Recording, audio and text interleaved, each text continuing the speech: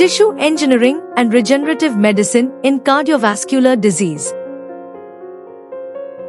This important article is authored by the following scientists. Cardiovascular diseases such as coronary artery disease, aortic disease, peripheral vascular disease, and heart failure contribute to significant causes of worldwide mortality despite modern advances in medicine and surgery.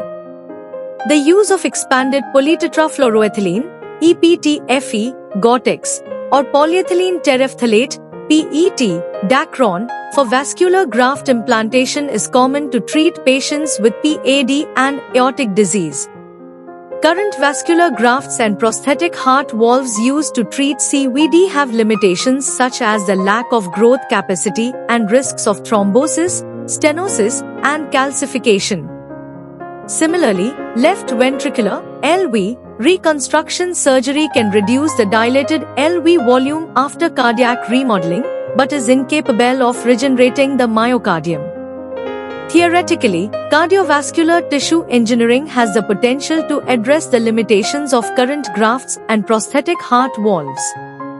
An ideal tissue-engineered vascular graft, TEVG, and heart valve, TEHV, is thrombus-free, easily handled, biocompatible, durable, and maintains mechanical integrity as the scaffold degrades and remodels into native tissue.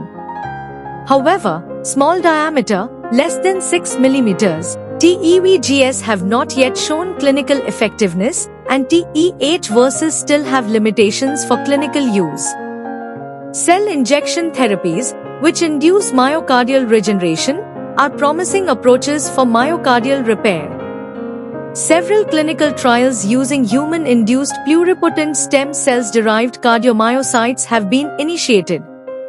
Here various advanced devices, approaches, and strategies to address current drawbacks were reviewed, focusing on current clinical studies and ongoing clinical trials for TEVG, TEHV, and myocardial regeneration based on cardiovascular medicine.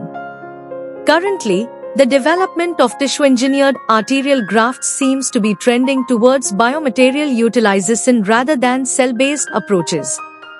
Contrastingly, the development of TEHVs has encountered a period of stagnation.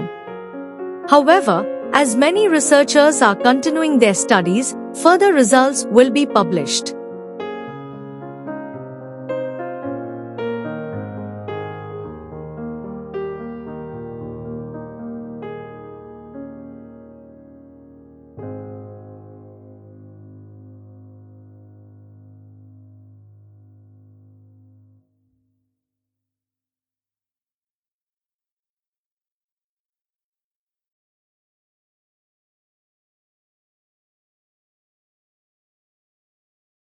Thank you for watching this video. Please subscribe to our channel to watch more scientific videos.